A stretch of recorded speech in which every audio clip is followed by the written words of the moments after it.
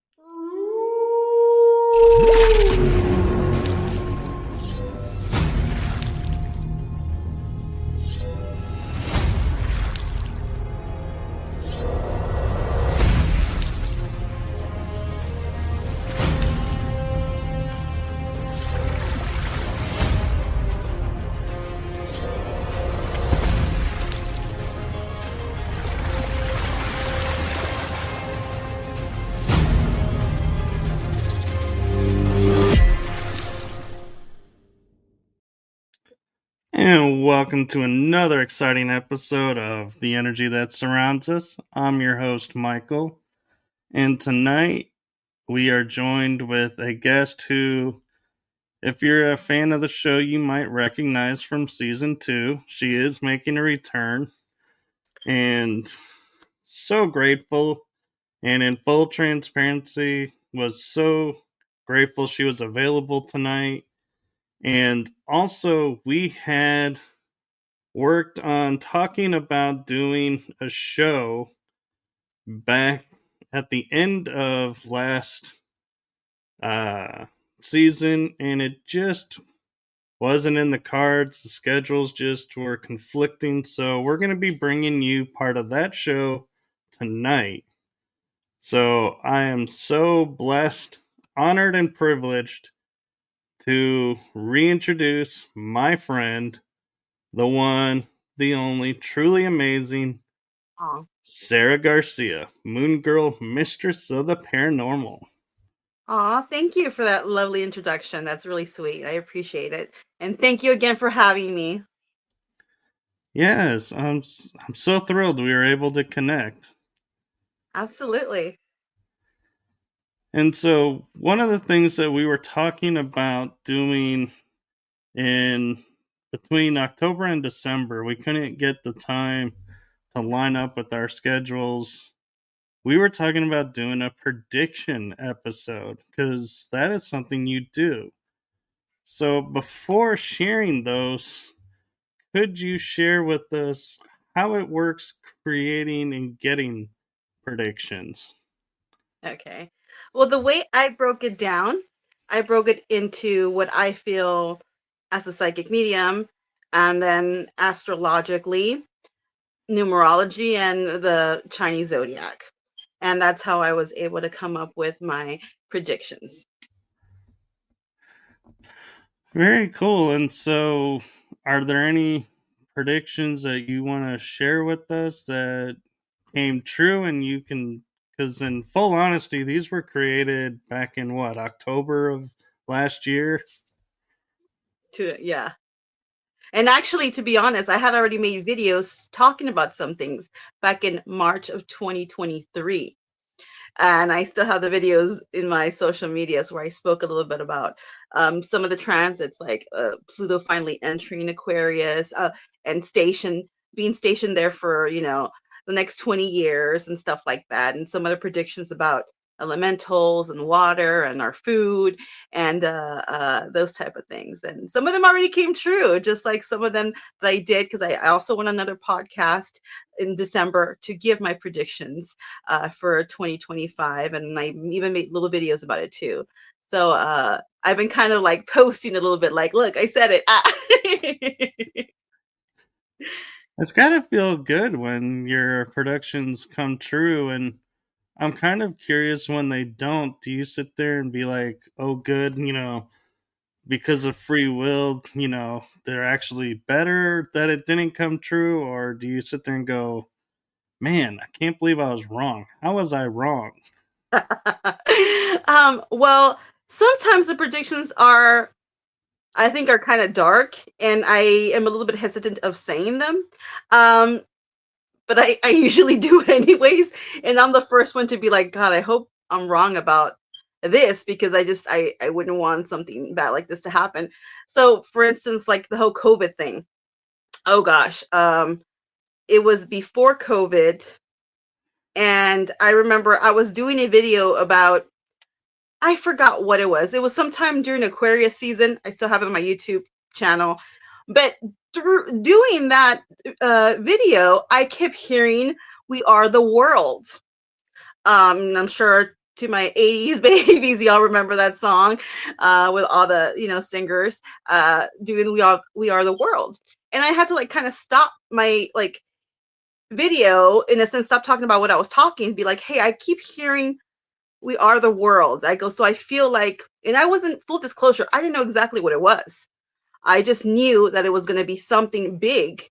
And I go, I feel like there's going to be like a group of like countries who have to come together to work on something big because I feel like there's something that's going to affect us globally.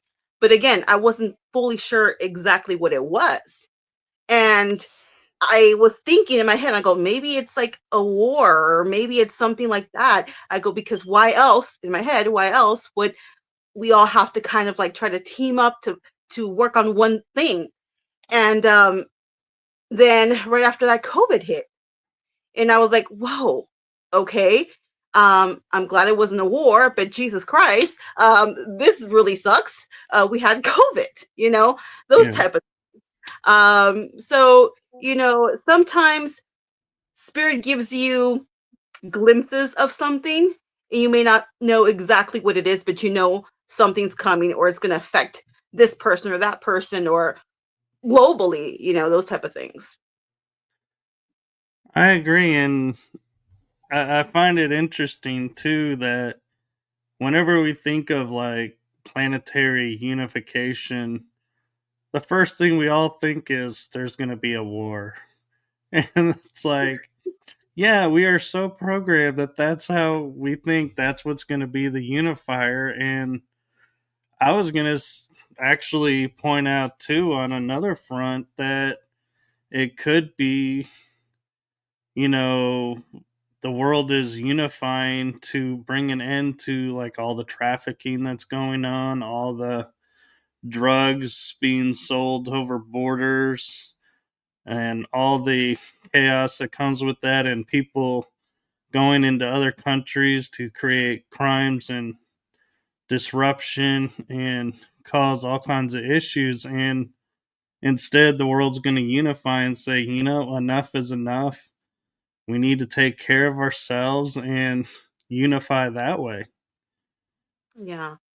And also, I want to say that sometimes, like when I do readings or I'm giving predictions, I could say I see something or feel something, and to me, it may mean one meaning, but to you, something else.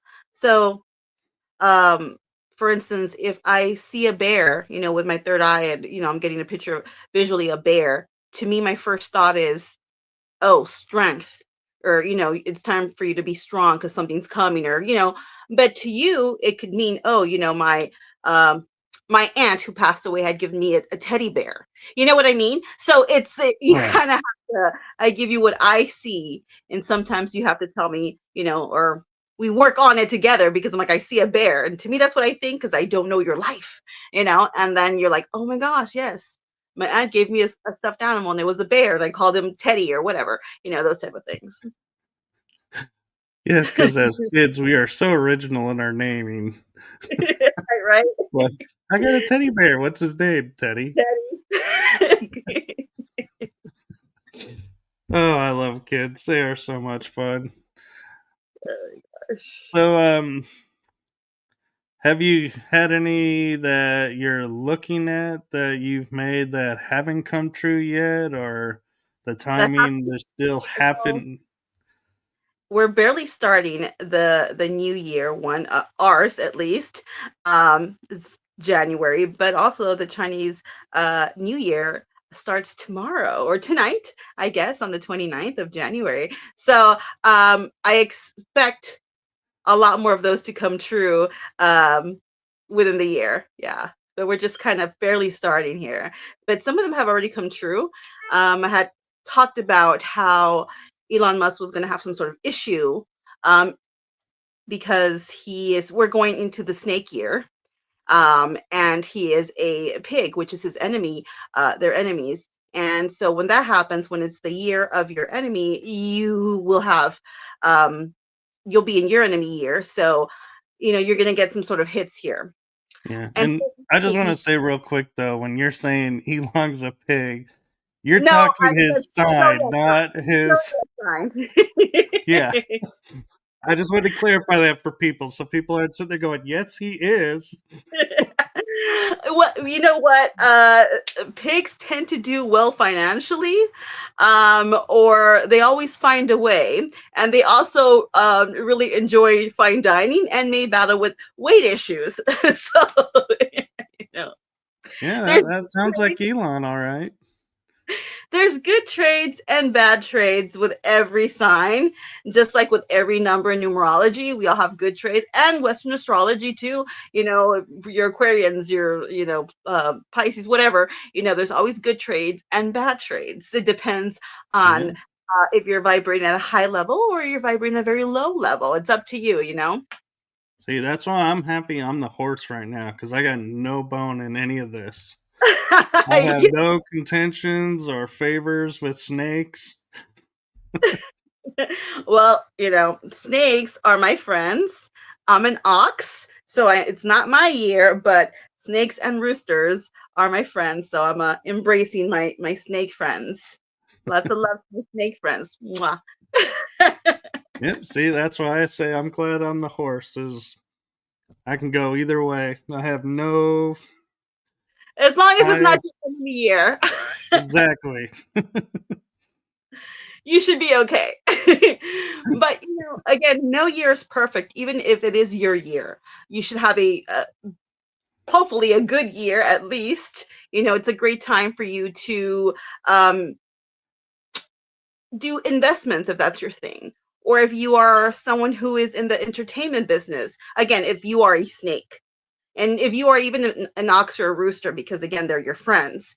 So for those of you who are born in the snake year, this would be a great time if you wanted to invest in something, whether it's real estate, you want to purchase a home, you want to get married, you want to, have a child, you want to put something out there. If you're someone who's in the entertainment business, say you're an actor, whatever, writer, whatever, musician, this would be a great year, a great time for you to do this because this good energy is not going to happen until another 12 years from now. So I would embrace it and use it to the best of your ability, to your advantage.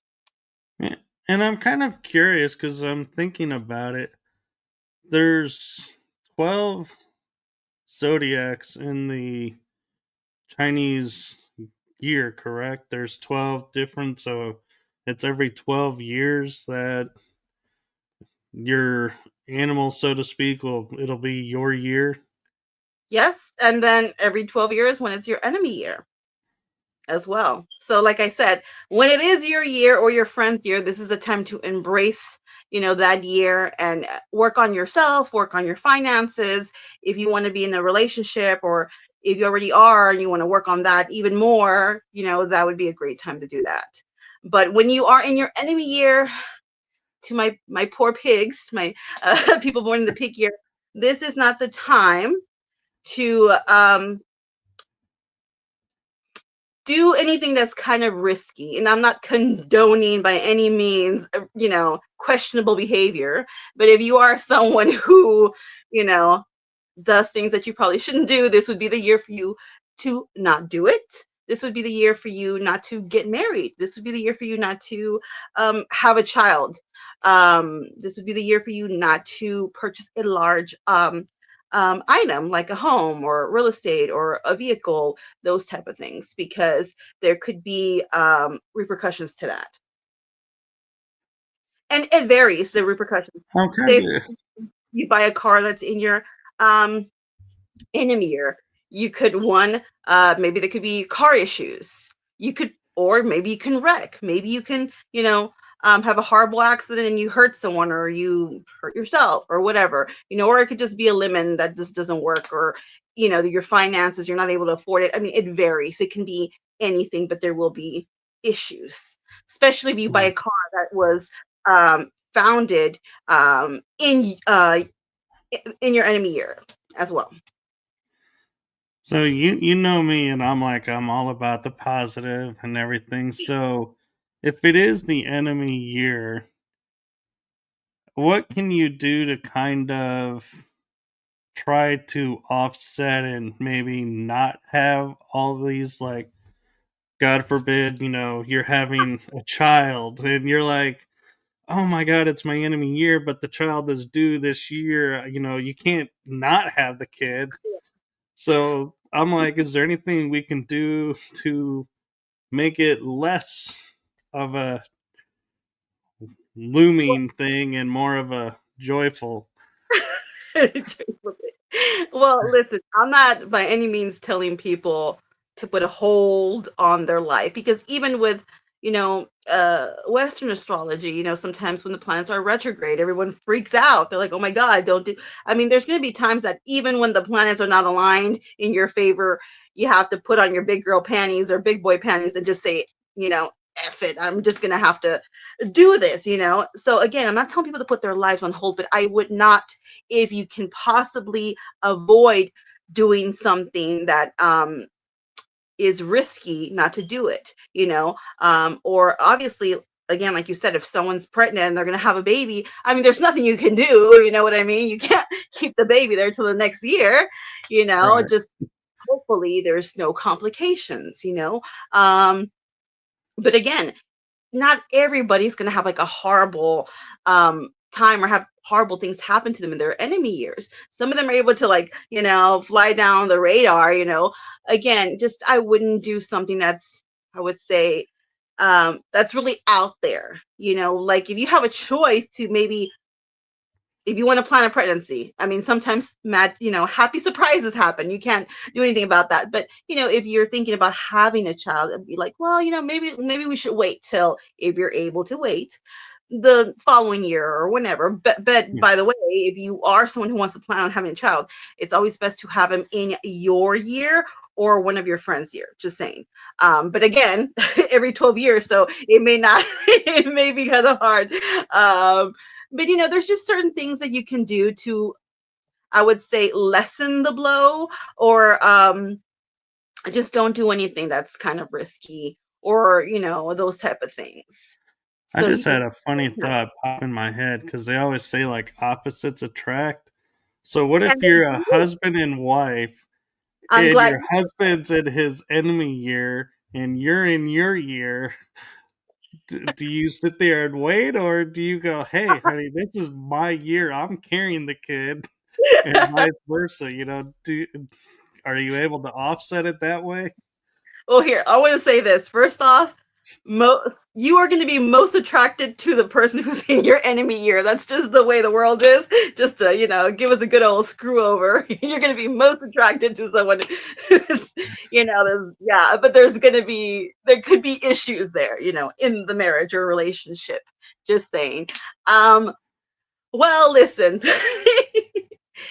If you are married to somebody, or are dating someone who is, your enemy, I I I do expect there to be conflict in a marriage, one way or another. And again, this can vary. It doesn't mean, oh my God, it's going to end in divorce, but there could be issues. But then again, I mean, there's always issues in a relationship. You know what I mean? Right. Even if it's not, just like every person in the relationship has a time when they may argue or whatever. Um, but I would say yes, you are very attracted to people who are in your enemy year. But Jesus, I would not recommend someone to date, or let alone marry someone in their enemy year. But again, if you weren't aware of this and you already are with this bro, like what the heck you gonna do, right? Just right that way, man. Become Pisces. We're good at that. Yeah. Speaking of Pisces, let me see. Pisces, Cancer, and Scorpio. Around March, there's going to be a conjunction. March or February, I forgot. Where there's going to be, I think, what is this? Venus is going to conjunct in something I forgot. So a lot of people may be getting pregnant around that time. So my Pisces and Cancers and Scorpios expect a lot of action around that time and possibly unplanned pregnancies. So just throwing that out there. Okay. You heard it here first, folks. So, And is it normal? I'm curious, real quick. Is it normal? Because we just had a planetary conjunction. To in a few months have another conjunction. Is that I normal mean, that we have sometimes there's so things that many happen. in a year? Yes, this year is gonna have a bunch of stuff. Like, what was it, the 25th, where all the planets aligned? But that also happened 2022, you know. But every year we have retrogrades and eclipses, and then sometimes we just have some random things align that we won't see again for a very long time. Like for instance, uh, Pluto entering Aquarius. I mean, it's gonna be there for 20 years. Some people, unfortunately, are not gonna be here anymore in 20 years. So that's something that we're never going to see again in our lifetime, because then, it's going to move on. So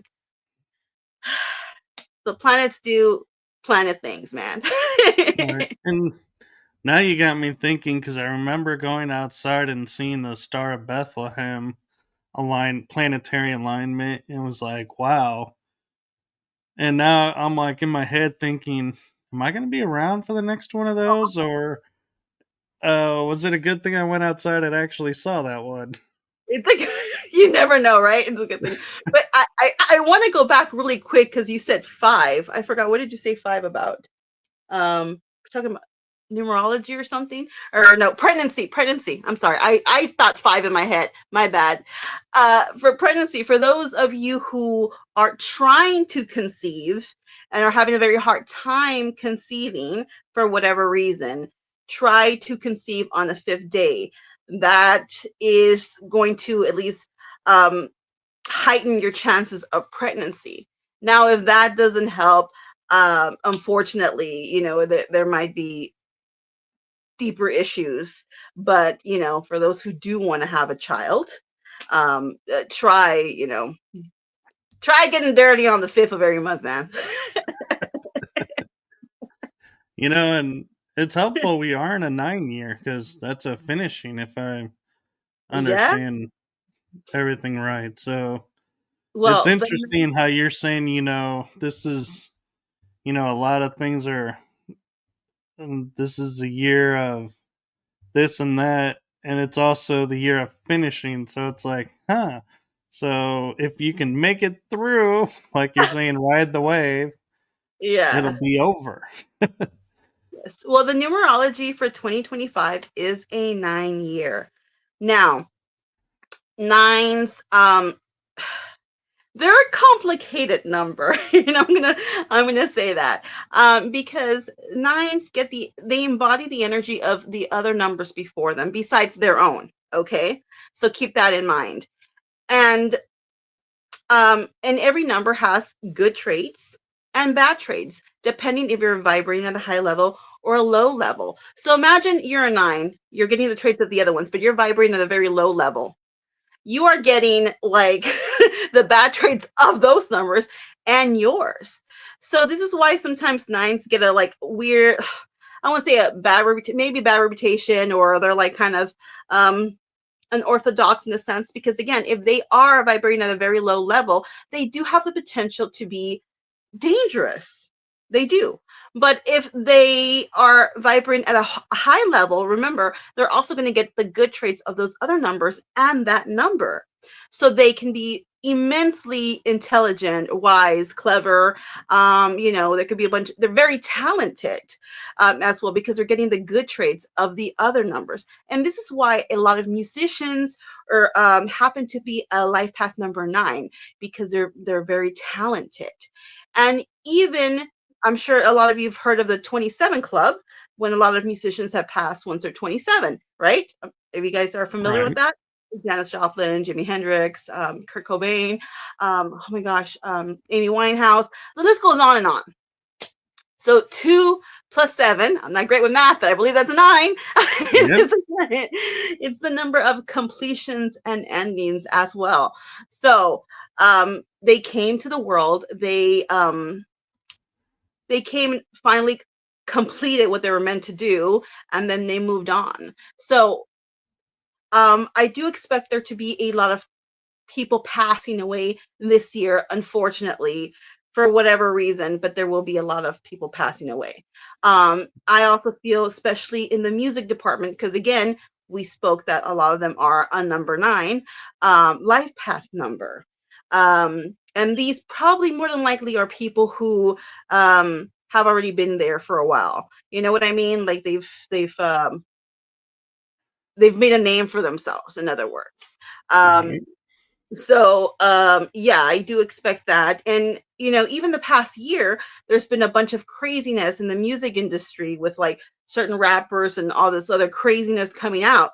So a lot of truths being revealed about them. And I also expect something's going to change with the music department, or the music industry. I don't know exactly what it is, but there's going to be some kind of big change, because again, it's the number 9 with the musicians and stuff like that.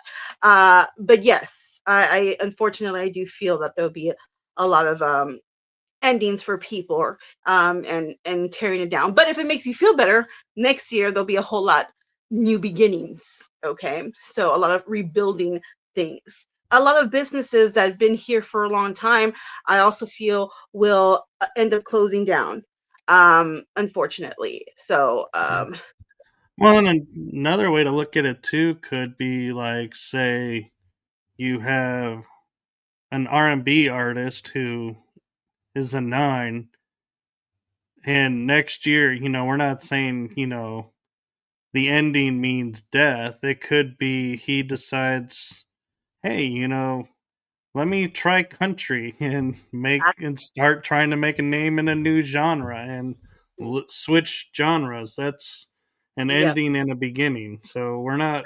I just want to share with people that we're not meaning endings always mean death in No, don't all. numerology. Yeah. It's just a transition to a new phase. Just like the death card in tarot, it doesn't necessarily mean you're gonna die. There's gonna be a transformation, or there could be an ending of a situation, and then you emerge from the cocoon like a beautiful butterfly that you are. Those type of things. But I would say that yeah, I do feel people some well, they're gonna pass too. I'm not gonna lie. I don't mean to Oh sound yeah. ugly about it, but that I don't want to lie. Well, because some people, I feel like when you get certain people who are like so afraid of change and everything, and they're like, no, I can't. Those are the people who I feel like are going to transition on because they can't see themselves starting a new beginning somewhere else. So they'll end out of the fear of, oh my God, I don't think I can handle. So that happens. And, there's no way we can say that's a horrible thing or a good thing because that they're going through that, because we don't know what they're here for. This could mean they have accomplished what they came to accomplish. They're done. Their window's here. They're taking it. Good for them. But Yeah. it could also mean they got overwhelmed and the fear got a hold of them and they felt no way out. And that's not a good thing. But either way, that's the two sides of the coin, in my opinion, that could happen. Yeah. Absolutely. I agree. Because again, like you said, it's not always a death thing. It's a change or transition of some kind, you know. And I'm kind of curious for people who may not be familiar with numerology. We were saying, like, if you're a 9, and then you were saying, like, your life path is a 9. Are we referring to the number that you were born with? And by number, I mean when you add up your birth date plus the year, the month, day, and year. Is that what you're referring to as the nine that you are, or the life path of nine? Life path number 9 would be all the numbers. You add up all your numbers from your birthday and until you break it down to a single number. The only ones you do not break down are 11, 22, and 33. Those are master numbers. Ah, I never heard that. I always thought you broke them down to all the numbers. Huh. Yeah, those are the ones you don't. Those are the ones that are vibrating a little bit higher. But however, there is also, again, pros and cons to all the numbers, even though they are the master numbers. So, for instance, say you got into an argument with a friend or your spouse. If we're on the second day, say it's like February 2nd or whatever, it's the second of something, that would be an excellent day for you to reach out as an olive branch. Hey, I'm sorry, or here's some flowers, or I was a jerk, because it's feminine kind energy. So you have a higher chance of working that out versus you trying to work that out on a first day or day one, because that's masculine energy. However, maybe you don't want to work it out on the first day because that's kind of like kind of masculine energy, or it can be very aggressive, and so yeah, those type of things. If you are someone who's a podcaster, I mean, if you are life path number 3, that's great. It's communication. So wouldn't be surprised. I've met a lot of podcasters. I've been on a lot of podcasts, and some of them, yeah, they were a number 3, and it makes sense, or a 33, because it's all about communication. And they're also funny. They're the comedians of of the numerology numbers. Me I'm a 7. too. High five. We're definitely homies now. Those are the geniuses. I've had a lot of people tell me that, and I always laughed about that. And then it's like I started thinking about it one day and going, there might actually be something to it, because when put my mind to it, it's like, yeah, I can overcome anything that, like, for example, I am extremely shy in nature. If I was, if you were to meet me at like a conference or a talk, or we just out somewhere, I would be like in the back of the room and being like, I can make a quick getaway, when this is over. Cool. I'm here supporting. And it's like, I don't like center of attention. And then it's like, everyone looks at me on the show and they're like, there is no way you're shy. I'm like, oh, I trust did me. the exact same thing. I was gonna say that too. Like my friends will see, who know me for decades. They're like, you're really animated on there. I go, I know, but they know that I'm not dead. In real life, I'm like the quiet nerd in the back of the corner, the quiet like goth girl in the back, just observing it. I'm a people watcher, not like a voyeur, but like you Oh, know. oh, I know what you mean. And yeah, and sometimes I feel like, oh my gosh, I didn't do that great on the podcast or whatever, and or they're like, oh, you look like you were having fun. I was like, okay, because in my head, and mind you, also 7 is a loner number. We like being alone. We're in our thoughts a lot. And unfortunately, people who are a 7 life path, or were born on the 7, 16, or anything that, what else ends in the 6, so whatever. Anyway, 7, I'm sorry. They tend to be loners, very bright, but also loners, and very misunderstood. Oh, I get that part. Same here. Same here. I've had lots of conversations where I'm like, you misunderstood what I was saying. So I get that. Yeah, that fits. Patty.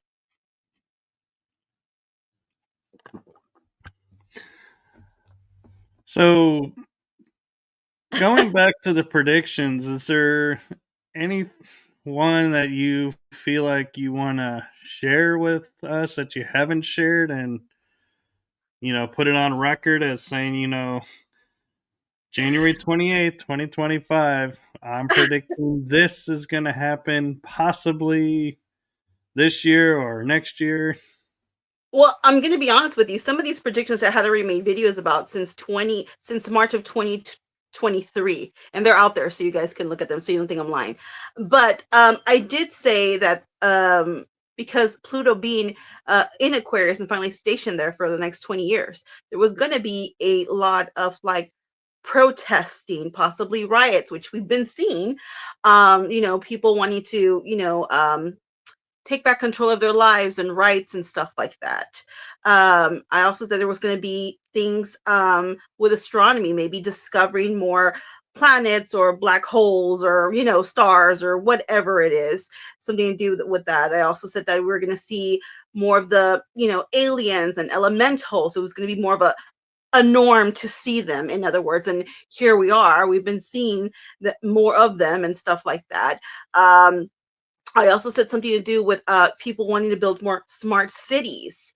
And if you remember, I think I told you this last year when California was in its enemy year because it was founded in a dog year, and we were in the dragon year. I said California was going to have some issues, and they did. They had a lot of what they called natural disasters and then the fires. Even though we're in 2025, we're still technically in the year of the dragon till tonight. Later on tonight, it's going to officially be the year of the snake.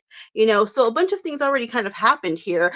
I also said that there was going to be issues with Elon Musk, because again, he's in his enemy year. I also feel like there's going to be something to do with Chevrolets.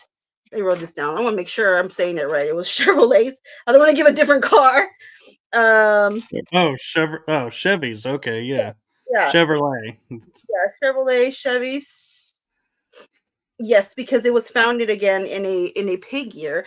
I also feel that there's going to be something to do with Ohio, unfortunately, because again, it was founded in a pig year. Also, probably like Middle Eastern um, countries, they're going to have some sort of issue. Now, psychically, I felt that there could be an issue with Pennsylvania or like those kind of area around there. But as far as numerology wise, I'm sorry, Chinese astrology wise, I would feel like those were some of the things. Another thing I did feel like we would have an issue, possibly, hopefully not.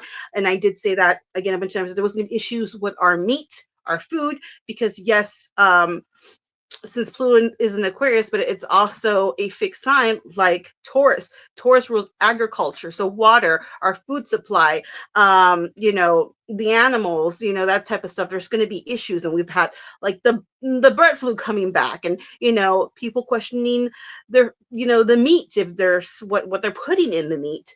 And I also feel that there may be issues with pigs this year. So me personally, and I'm not telling anybody, and it's not even a religious thing, but since we are in the enemy year of the pig, me personally, I will not be eating pork this year. Do what you want, to each his own, but I'm scared there may be issues with pigs or pork, or I hopefully none of the swine thing, but there could be issues with that. Hopefully not. But those are some of What the if the pork was last year's pork that you had in the freezer? Does hopefully. that does Look, that that's what my friend told me too. count? She's like, I have bacon in there. And I'm like, how old is it? And I still had bacon in mine, and It's I not this threw it year. out. I threw it out just in case. Sorry. But yeah, Oh man, I would never throw bacon away. so I told my kid, I'm like, we can have pizza, but we can't have like pepperoni on it. We can put something else on. So I've been buying him cheese pizzas and cutting veggies, and I'm like, here you go, buddy. You know what I find interesting and coincidental? I created this backdrop in November, and look at the center. Oh, that's pretty. And when you said elementals are going to become more visible, I couldn't help but notice the very center the background now is fire and water, Yeah, and those are elemental signs. it is true. Yes. I mean, like the duendes and elfos and just fairies, whatever, they're going to be more visible, and sometimes they cross our timeline, and they cross. But I feel like they're just going to be more visible. Same thing with the aliens. I think they've given us enough time for us to comprehend, and or that there's.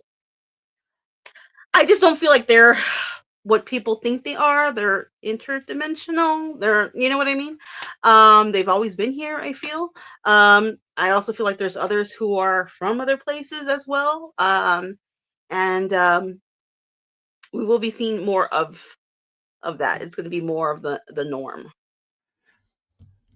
Right, and so I'm oh, Kits LaHale has a question of, are the glowing people I've seen in videos elementals?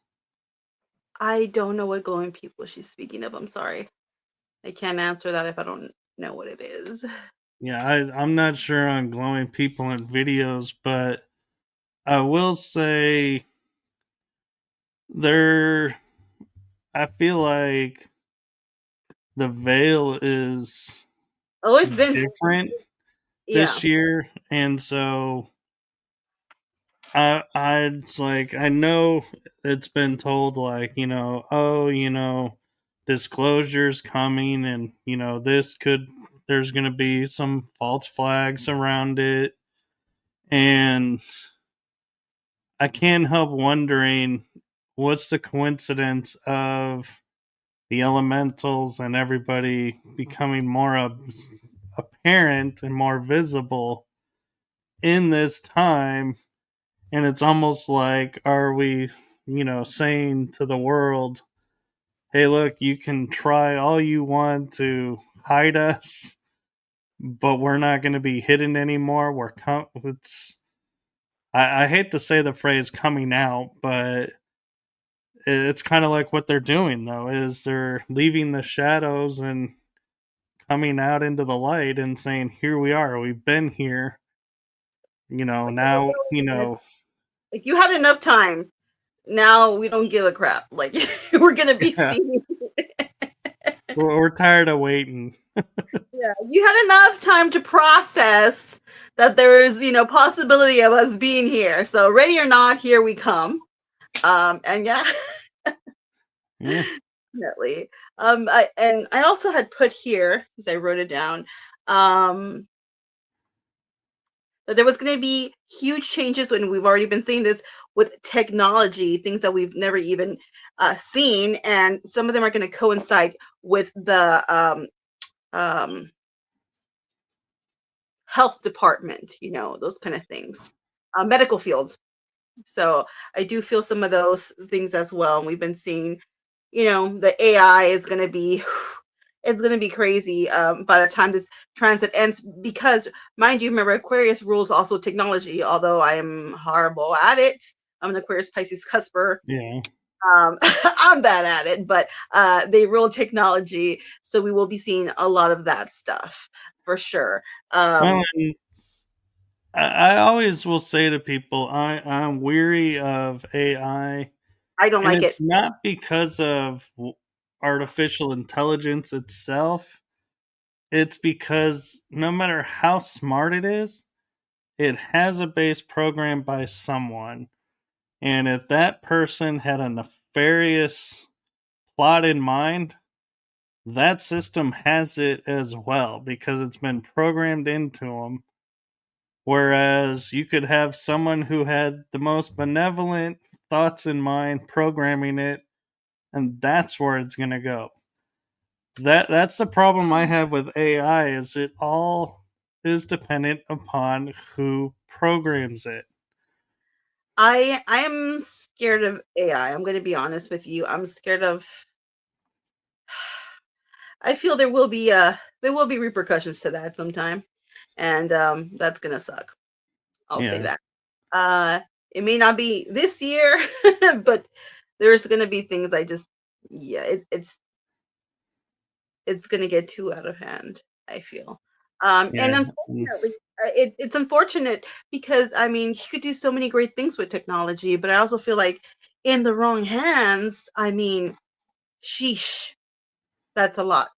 That's a lot. I also want to tell people, for those of you who well, let me put a rewind here. We're also going to discover more ancient artifacts. So whether this is under the water or we just, just come out of the ground or whatever, we're going to see like more ancient artifacts or, you know, other, I'm going to say, other places that we discover that, we heard of or whatever, but, like cities and, underwater cities and stuff like that. Like Um, Atlantis and Lemuria? yeah. I also feel like, the whole fame game, how everybody's been like, a lot of people want to be out there, want to be famous and stuff like that. Aquarius, they don't like that stuff. They want everybody on the same level. So a lot of people are not going to be, how can I say, you're going to take those people off the pedestal. Those people you've had in the pedestal for the longest time, they're, us as a society is going to be like, you know what, F this. Yeah, so what if you were in a movie? Yeah, so what if you were this or that? We don't care. That kind of thing. Everyone's going to be, kind of level. You know what I mean? So those kind of, Right. um, there's going to be a bigger spiritual awakening here as well. I do feel more natural disasters here, and possibly like countries wanting to split away from each other or whatever, either because it's a natural disaster or because they want to just be away from whatever place.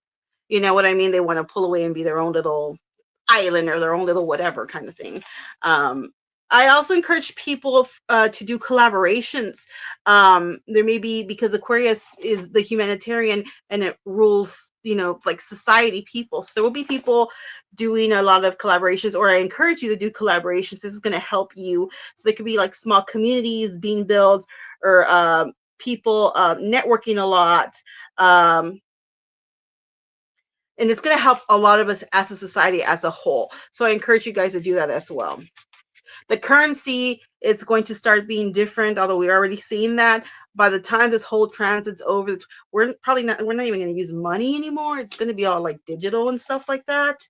Um, see what else I wrote. Sorry, I had like a Well, long list. I actually have a quick question for you. And before I get there, Ed Odell, if you have a question, feel free to ask it and we'll see about addressing it. But my question to you, and it's something that I've been noticing a lot with some people, is so some people are able to, in the spiritual sense, like you were saying, ride the wave, not take things personally.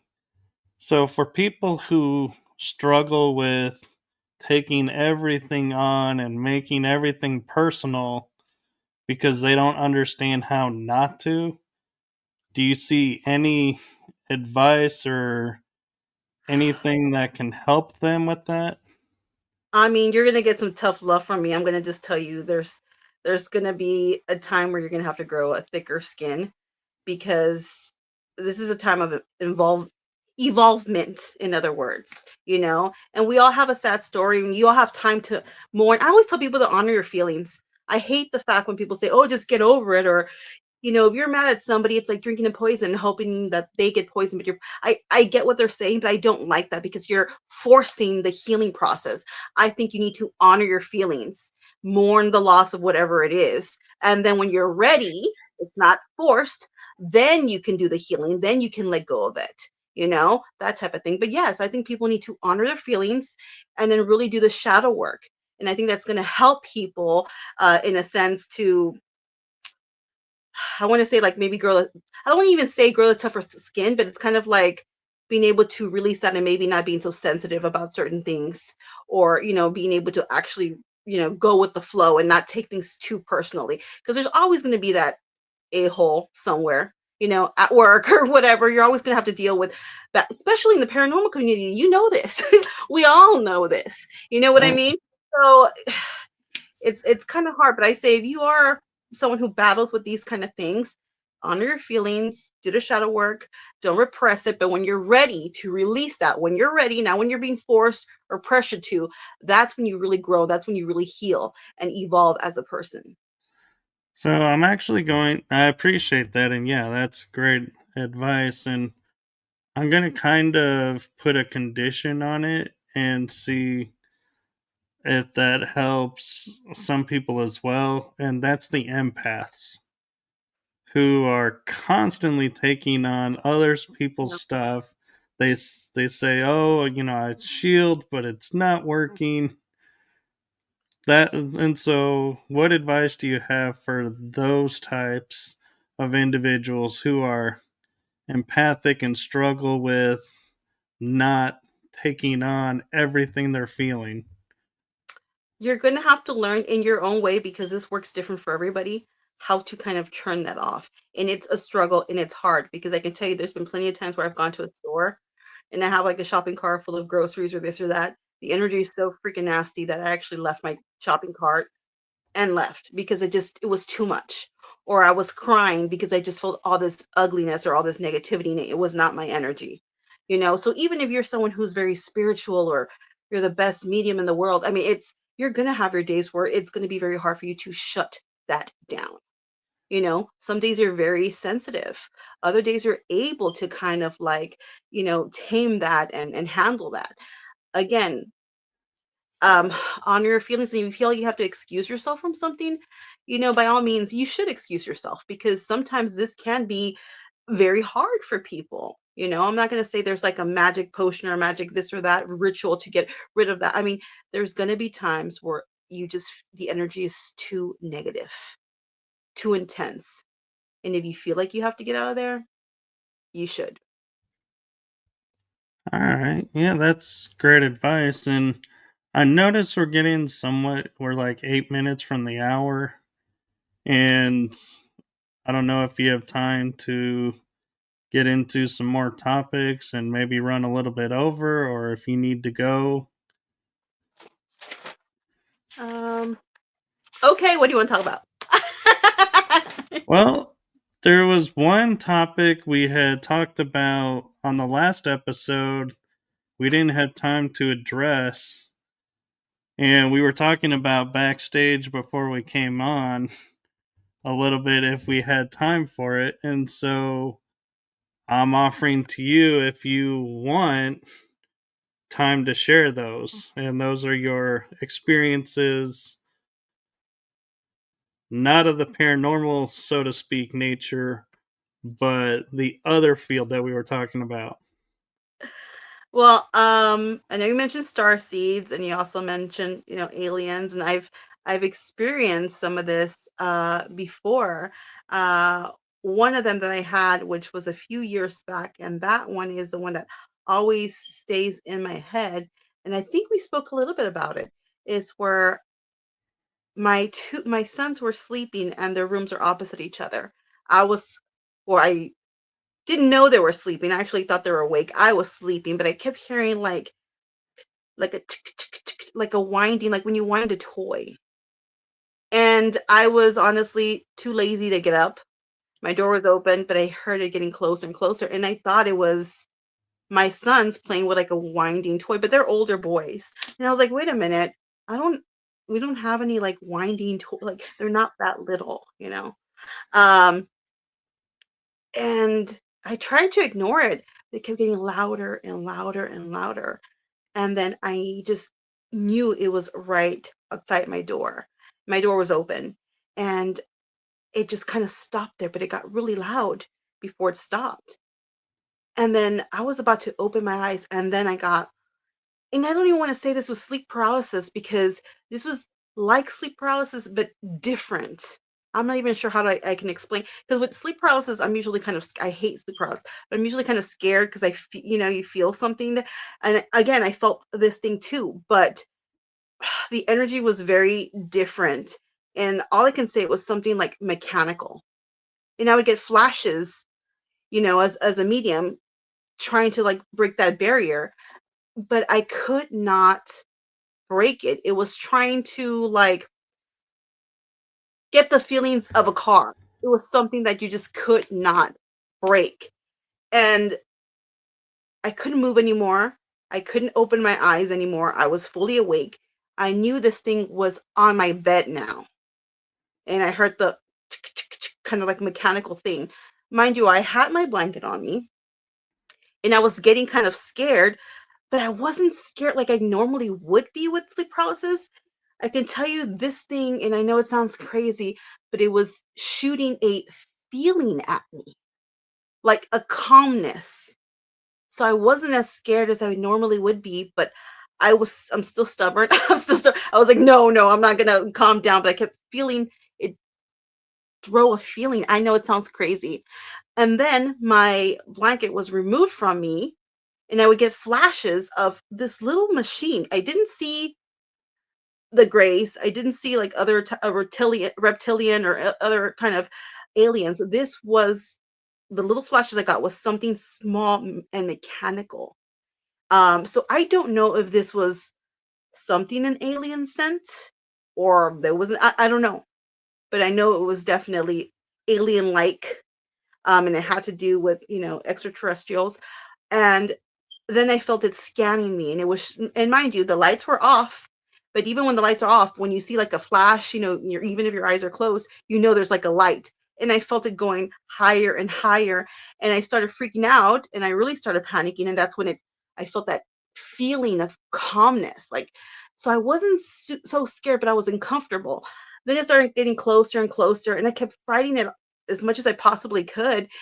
And then it got kind of close to my face, and I was like, not the moneymaker, buddy. Not the and I fought it really, really hard. And then I was actually able to open my eyes, and there was nothing there. And it blew my mind to this day. I'm like, that was one of the weirdest experiences ever. So again, I tried my hardest to read an emotion or break that barrier, but it was very hard. So I'm just gonna say this: there's no way we can ever go against whatever that was, because I mean, I think I feel like I'm pretty good at breaking a barrier like that or reading somebody, and I don't even mean this in like a stuck up way or whatever, but I couldn't. I could not break that barrier. Just all I got was the flashes, no emotion. It was just the only word I have is mechanical. It was really mind blowing. And then when I got up after a while and I looked, both of my sons were asleep the whole time. They were both asleep. Um, so then I started freaking out, thinking, oh my gosh, if I heard it from over there, did they do something to my sons? I don't know. So, but I haven't seen or had that experience again that I'm aware of, for all I know.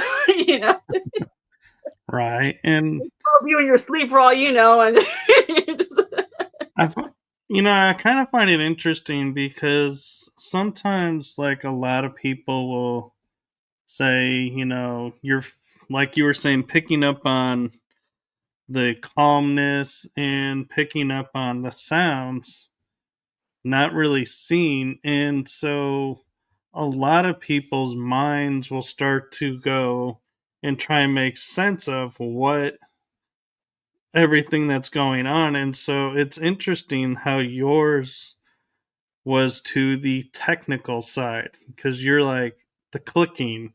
So it's like you were hearing the machinery yeah. or the scanners, scanning and hearing the mechanisms work, where a lot of people would be focused not on that, but on who's here. So it's kind of interesting how it's almost like, when you say you're not technical minded, your mind's first thought is to the technical aspect. Well, I didn't see any, like, with my psychic ability. I didn't see, and even I couldn't open my eyes either way, but I couldn't see an alien, like what we see as an alien, as a gray or a reptilian or whatever. It was the flashes I got was something mechanical, but I know was alien origin. So again, I don't know if that's something they sent or that's whatever, but it was definitely something to do with aliens, man. I actually just had a thought pop in my head, and you say, you describe it as mechanical, Mhm. and you say when it comes to things that are technical and mechanical, are like, nope, that's not for me, that's not me, and you want nothing to do with. I And don't. so I'm almost wondering if your mind, to prevent you from engaging whatever was coming, turned it into a mechanical aspect for you as like almost like a safety measure. Or a distraction while they probe me. Think about it. If it was something that you like saw or heard, and you were like, mama bear instincts kicking in, and you're going to be like jumping up and engaging and potentially get hurt. It's interesting that the body would sit there and go, what's the one thing that'll prevent this from happening? And so you go, man, it's mechanical. No way, no how, not even gonna even go there, and just cut it out. You're like, never mind. I don't even want to find out what yours mechanical. It's okay. So I'm wondering if that was your subconscious like protecting you by creating the aspect that it knew you would not engage. Maybe, but I really feel like it was something mechanical sent down to just, I don't know. It wasn't putting us, it wasn't like threatening. So I can't say it was something threatening where I felt, a lot of people say who they get abducted that, they felt scared that they were, getting tested on or whatever. I didn't have that fear. I mean, I knew I was scared, but it wasn't like a fearful thing. I was aware that I'm out of my comfort zone. And I think the scarier part is, of course, not being able to move, but it was just trying its hardest to calm me down so I wouldn't freak out. But I'm a stubborn SOB, and I was like, nah, bro, Yeah, that's a moneymaker. You're getting too close. like paralysis comes on, it's like, nah, bro, all bets are off. Nope, My not mom gonna happen. is try me, man. I'm like, man, the second I could move, it's on. It's Like almost like stubborn. we would see in the '80s. You were talking about the '80s earlier. It's like, yeah, when you allow me to move, it's on like Donkey Kong. Like stubborn humans. They don't let us probe them at our will. Yeah, or like, let me show you how that thing works. But yeah, I mean, and there was other incidents where like, and this is during the daytime, and this was years back. I like going on like nature trails, and there was one again daytime, and there's other people there. I'm with my sons walking, and there's this light in the sky, or something hovering, and it was going really, really fast. So, to my knowledge, there's no airplane that, well, maybe now, secret, but that goes really fast back and forth, and it was a weird, like pastel, orangey, pinky color where I've never really seen that color before, but that's the closest I can like compare to it. And I even stopped like a stranger, I'm like, sir, do you see that? And he's like, yes. I go, do you know what that is? He's like, no. So it was going back and forth really fast, and it just goes up and never comes down, just really fast. And I was like, what the heck? And it's interesting because part of that park, when you go towards the back of it, my phone would magically change. I'm listening to music, it would just start changing by itself. Other times I'm walking and literally it feels like somebody got my phone and just threw it on the floor, like out of my hand. Um, it's just a really bizarre park. And I feel like one, not only is it haunted, but I do feel like there's alien activity there. And I say haunted because I feel presence there and I've seen spirits there. Like I'm walking and sometimes I walk and it's late and sometimes I'm the only one there. I shouldn't say that, right? But I'm protected, so don't try it. And I would hear like keychains. I turn around, there's nobody there. And then I'm still walking. And I have like one earbud in, but I hear like, when someone's chasing after you, the whole dun dun dun dun dun dun dun dun. So I just turn around and no one's there. I've seen a spirit of this man there as well. But this is the craziest thing that's happened to me in that park. Well, one of the craziest things that's ever happened to me. And again, it's funny because these things keep happening to me around Aquarius season a few years back as well too. Um, it's nighttime. I'm walking and I have my earbuds on. There's nobody on that side. There's a few people playing soccer, but they're way on the other side. And I kept getting a feeling like turn around, turn around. And then I heard somebody yell, turn around. And I was like, all right, I thought it was a real man. I turned around and there was literally a ball of fire floating over my head. It was like, those little meteor showers thingies, but I wasn't even aware that there was one happening, and it was just literally hovering over. I'm only 5'1" if I'm lucky on a good day, 5'1 1/4. This thing was probably, I'm gonna say, I don't know, a few inches higher than me. And I turned around, I saw it. My mind could not comprehend that literally there was a ball of fire hovering over me. I tried to get my phone. I was in shock. I was like in shock. I'm like, what is this? Because again, I wasn't aware there was like a meteor shower or anything like that going on.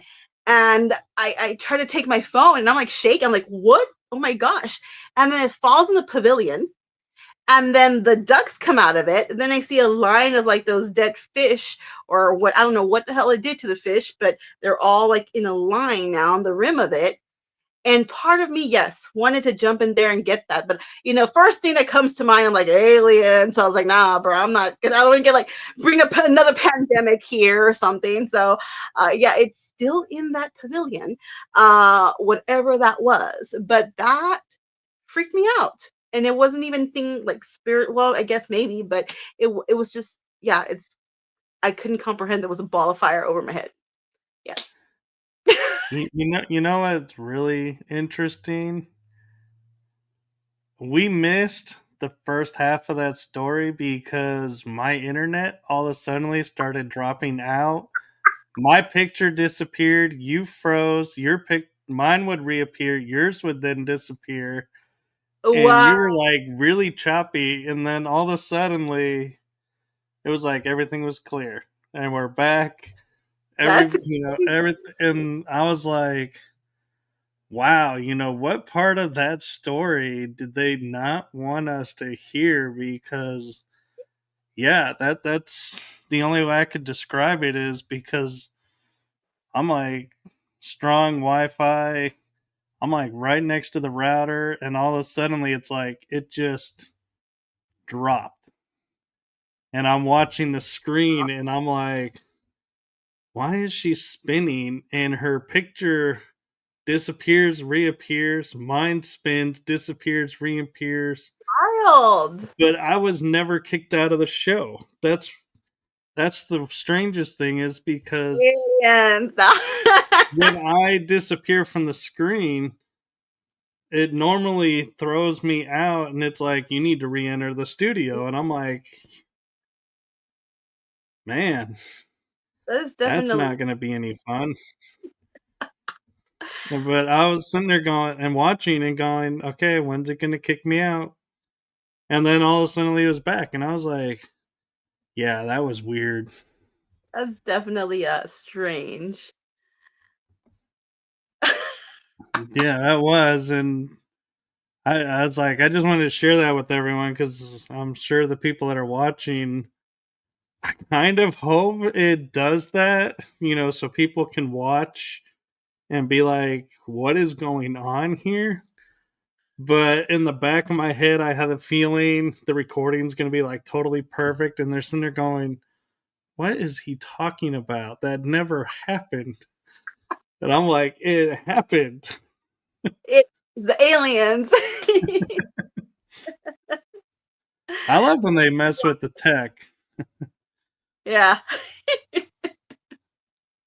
That's insane. That's so funny. But yeah, those are some of my Yeah. wild Didn't stories. that happen on the last episode you were on? I accidentally disappeared and I think had to so. come back on. And I was sitting there going, oh Energy. boy. If she's gonna get so mad at me if I did that again by mistake. And I was like, this Oh time I was like, it's no. You not know, I my have a fault. podcast too, so I understand that there's always technical difficulties. There's Well, been I plenty found of out. when we're like, come on, Roboto, Mr. Roboto, come on. So yeah. Well, I found out actually what happens is my mouse hmm has a button here on the side that it's right next to where my thumb rests. And if I Um, kick that button by mistake with my thumb, it closes out whatever I'm in. And so I think that's what happened is when I grabbed the mouse on that episode, my thumb bumped that button and threw me out. And then I was able to get back in. And I was like, yeah, my hand's not by the mouse this time. So you can't blame me this time. oh my goodness. That's funny. So when you so what got you started in looking into star seeds? Was that something I've always that I've always felt I've been connected to that. And I've had dreams. And even when I'm like, I wouldn't even say I'm asleep sometimes. I'm just laying in bed and I have my eyes closed and I see like like if it's I'm on another planet or something. You know what I mean? So it's I don't even know if it's has to do with me or just like maybe astral projecting there or whatever, but you know, um I see that. So that always got me interested. I'm like, am I like going there or have I been there before? Or you know what I mean? Like subconsciously or maybe when you have sleep paralysis, I'm sorry, astral projection, those type of things. So that's always been very I've always been interested in that. yeah.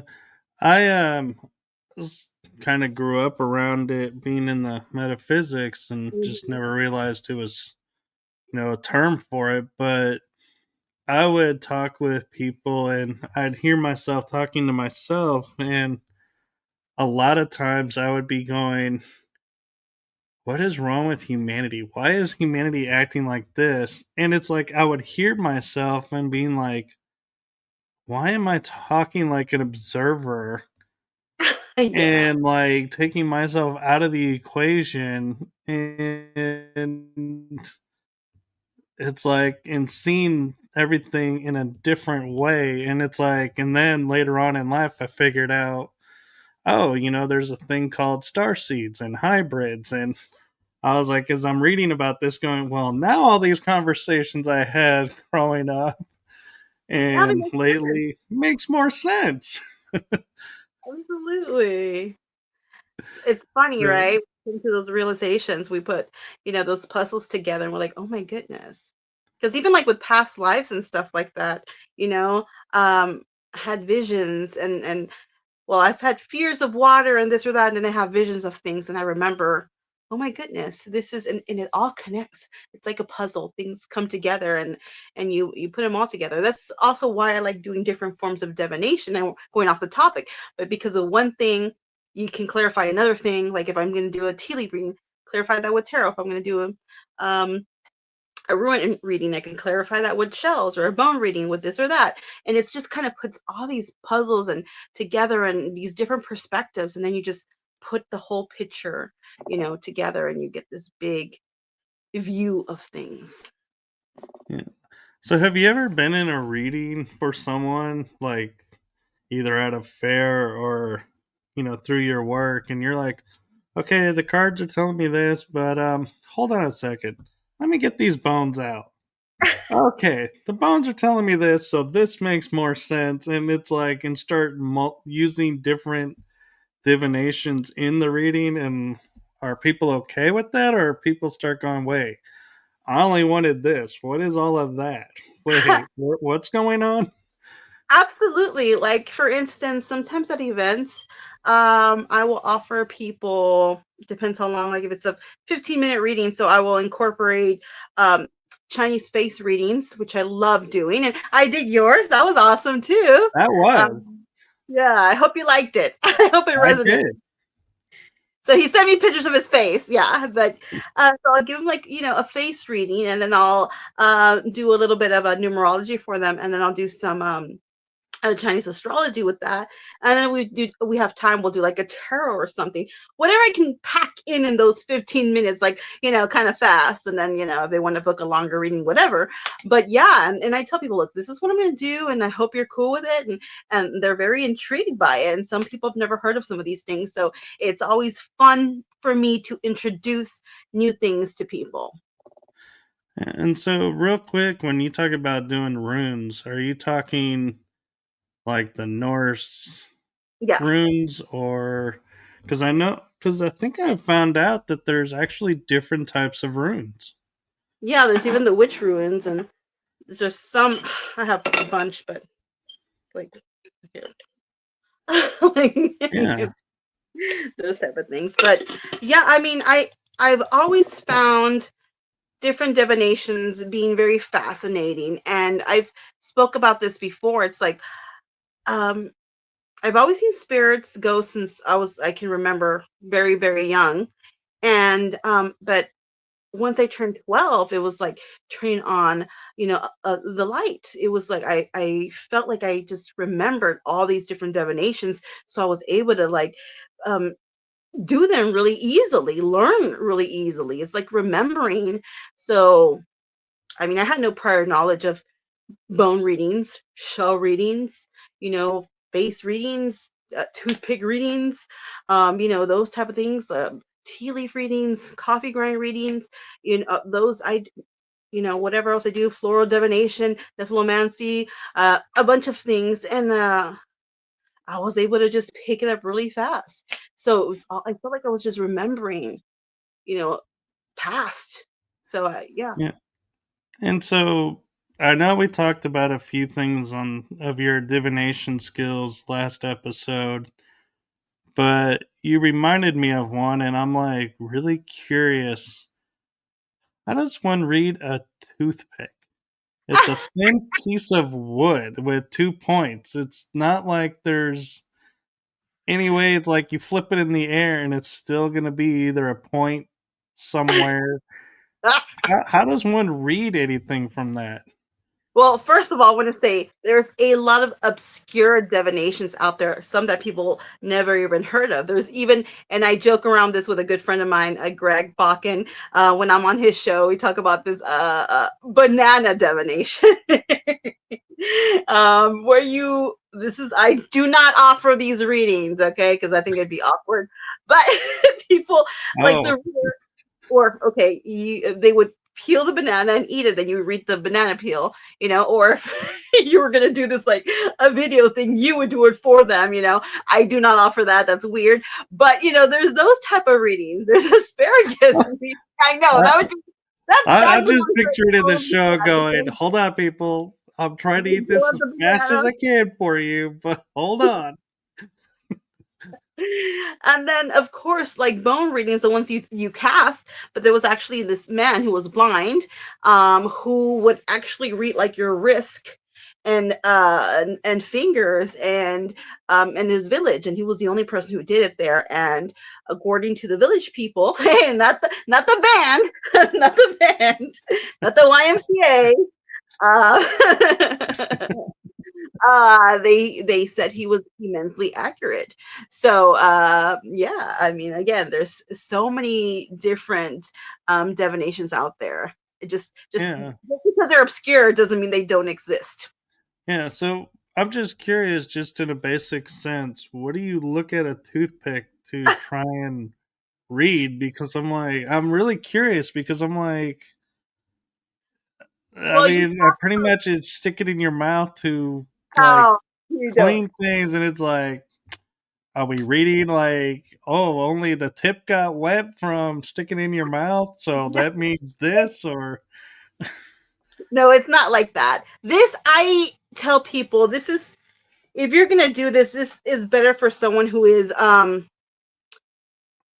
more psychic, leaning more to psychic, because anybody can learn divination. You don't have to be, and I know I'm kind of like going off really quick, but digressing a little bit, but you don't have to be a psychic medium or a psychic to learn divination. There's plenty of people who are not psychics or mediums or psychic mediums, and they can learn tarot. Anyone can learn, you know what I mean? But certain divinations, I feel that they you would give a better reading if you were a bit psychic. So the toothpick reading for me, I feel like that definitely helps if you are a little more on the psychic side, not just a divination reader. Because the way you would do this is you would cast about, and I say cast about, it depends, 20 to 40 um, toothpicks, or the person that you're doing the reading for, they can cast them, and then you read them that way. So whatever you see from those toothpicks, or you're picking up from the energy that the person threw it, and that's how you would read it. You understand what I'm saying? So okay, so it's not one toothpick. no. And okay, because that's what I was trying to figure out. Because you put on your bio, it says toothpick, and so in my mind, I'm going, how do you hold a toothpick and get anything on anyone? It's like, is this more psychometry because they touched the toothpick or what? And so it makes more sense when there's more Yeah. involved. So it's kind of like reading the bones. It's you toss them out and just interpret how they land. Well, yes, and some people use a grid. So, if it's on this side or that side or whatever, it can mean this or that. Or even if they use charms, that's another thing people use as well. Um, but it can get, I would say, like some divinations can get very, I wouldn't say difficult, but I guess you can make it difficult, or some of them can just not be. Like, for instance, with the tea leaf readings, you can just do something where really easy, where it's like, okay, um, top, middle, bottom is blah blah blah. Or you could break it down, and you could even put it into the 12 months, or break it down into put it into zodiac signs. Um, I taught classes on this before, or break it down in seasons. Like this is going to happen in this season. This is going to happen in another season. Or you could do it with special cups that have like the zodiacs in it, or you could do it with just normal teacups. Always use teacups, not mugs or anything. And then whatever you see, means this, or other people, whatever they want to interpret it to mean, they will give you that answer. Do you understand what I mean? So it could get I do. really, like, you can get really anal with it, or you can just be very like, you know, I would say it could be a very easy read if you like, or a very more detailed read. So yeah, just like when people like do like nephilomancy, with like they read the clouds. Some people like, oh my gosh, it's like scrying. Yes, it can be like scrying. You can make it like easy, like, oh my god, I saw an elephant, blah blah blah. But if you want more of the nephilomancy thing, it'd be like, okay, um, where's the cloud? Is it the left, the right, the middle? How low is it, or how high is it? What color is the cloud? What's the speed of the cloud? And then this, or the shape of the cloud with that. Do you see what I'm saying? It can get Right. more difficult. Um, those kind of things. So I actually have a divination question. I am probably 95% confident you've never been asked. I'm scared. What was your favorite divination method to learn and why? Um, to me, honestly, I really love Chinese face readings because the face don't lie. People can lie. I bet your face won't lie to me.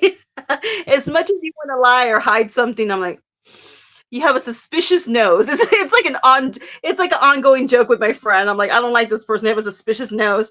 I mean, like those kind of things. I love face readings. They're definitely my favorite. And as far as like tarot, I don't even like tarot anymore, only because it's so played out. Everybody and their mother and their grandmother does, especially after the whole TikTok thing. To me, it's very elementary where I lost my luster for it. Like I'll do it, but I don't care for it anymore. You know what I mean? I Right. love different things that are more obscure, more different, and are, more interesting. And that definitely is for me. And I like shocking people with it too, because sometimes I've done phase readings where, I could tell that someone's had a miscarriage or someone lost a child or someone's pregnant or, something not that great happened to them and what year it happened or what decade it happened, those type of things. Yeah. So was I right? Was that something you've never really been asked? I don't remember. I don't think so. Yeah. So is there a divination out there that you're like starting to look at and go, I think I'm going to study that? Or you pretty comfortable with what you got? I'm pretty comfortable with what I have, but like I said, I tell people I will forever be a student of the universe. So if there's anything out there that I haven't done, I'm pretty sure I've done pretty much all of them.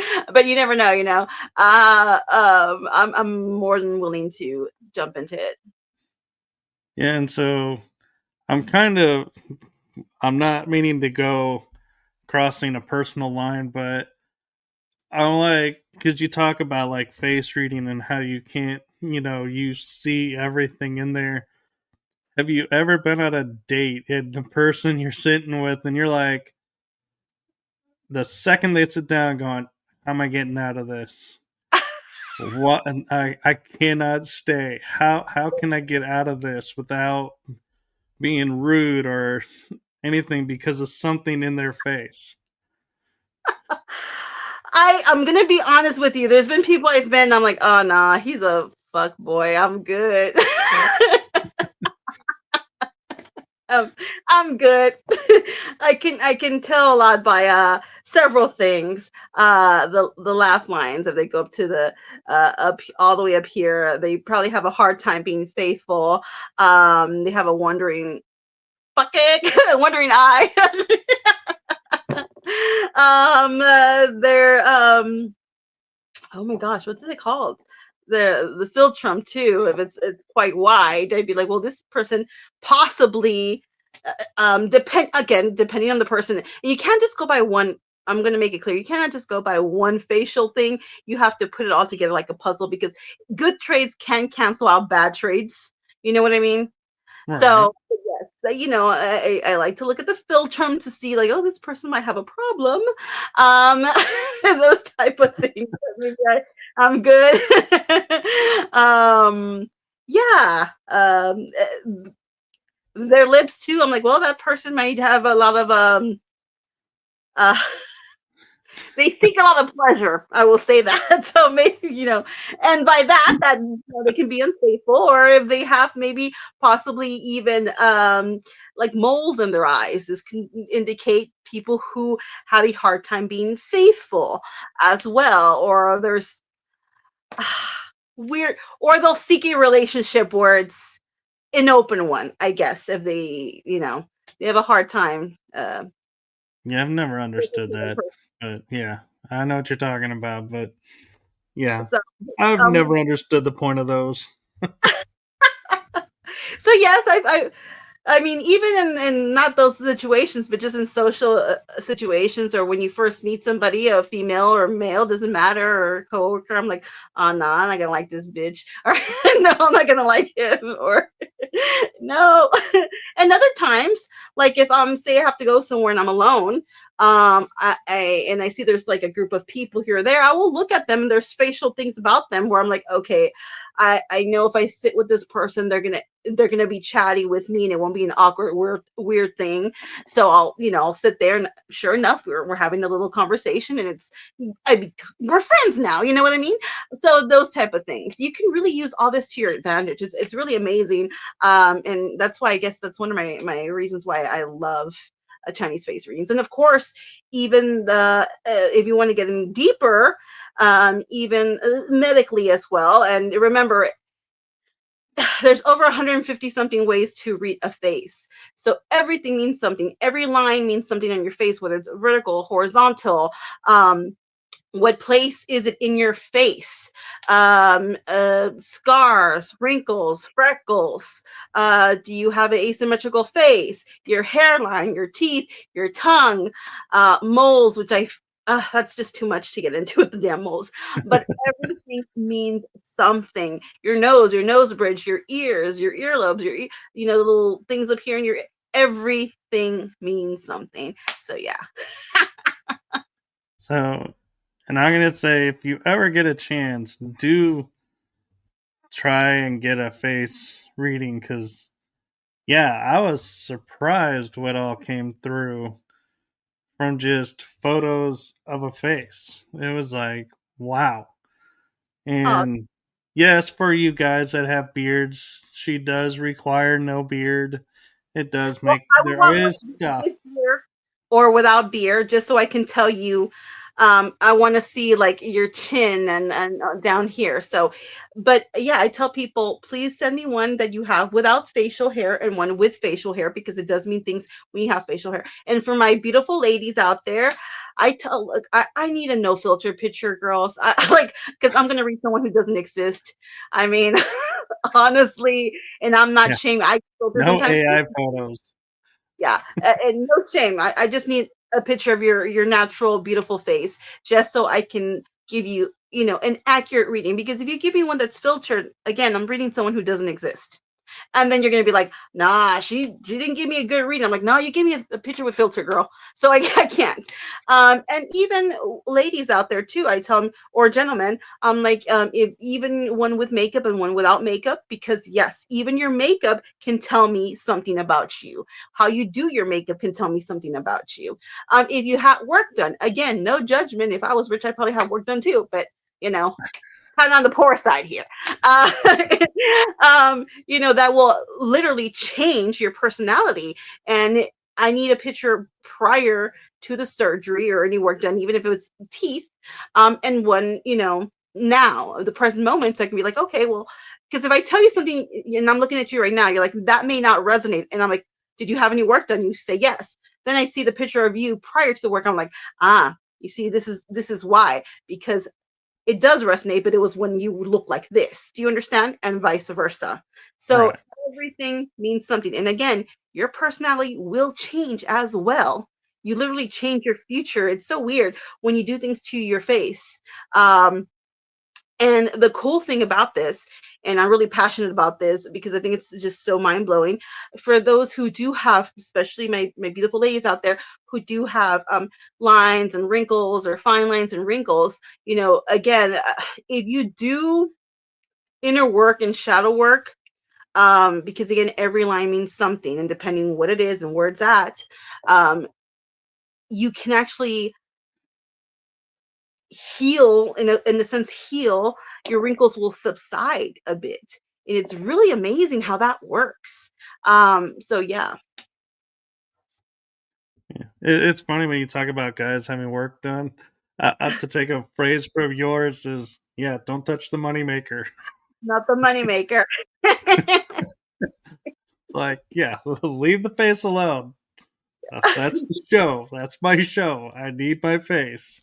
Exactly. But thank No, you so but much for having me on. I yes, appreciate. thank you. And I'm so glad that we got to get together and share all of this and got to accomplish all that we had set out to do. So thank you so much. Thank you for having me again. I appreciate it. Yeah, and for all of you that were listening about how she interprets the face, now I'm going to say in full transparency, when I asked her to come on, she goes, anything for a friend. So she read the face. She calls me friend. So there you go. No, but I do appreciate you. And we have so much fun when you come on. And so hopefully we can have you on again. And I do truly appreciate your friendship. Likewise. Like, come on and tell you my misadventures. Hey, as long as we can laugh, that's what's important. Yes, and we need to go ghost hunting someday Yes, we do. with the girls, with the other Yes, girls. it's Las Ghost Chicas, right? That's what it goes to. Well, I'm independent, always Moongirl Mistress of the Paranormal, and then my lovely ladies over there, the Ghoul Gals, and we put together Las Ghost Chicas. You know, all female Mexican, Mexican slash Latinas. Uh, Yeah, uh, so you know that's going to be an interesting night. Yes, I wanted, and I have been dancing with that idea for the longest time. I just wanted other females who were either Mexican or Latinas that we would come together and do a paranormal group together, a collaboration where we can incorporate our rich culture and heritage and people who I feel would who would mesh well with me. We all have a role here. You know what I mean? So I wanted to be with people who I liked and respected, and I felt that, there would be no weird competition. You know how paranormal people are. Oh, So well. I have a role here. Like, of course I do the mediumship or whatever, or the psychic part. The other girl wants to take care of the tech stuff. The other girl wants to do the investigation stuff. But we all come together, and again, we incorporate our heritage in it as well. So we're looking forward to doing some events, or at the very least investigations in 2025. So actually, I just spoke to Jen yesterday for a little bit. So hopefully, fingers crossed, we do some stuff as well soon. Yeah, I need to reach out to them. It's been a little while since I've chatted with them.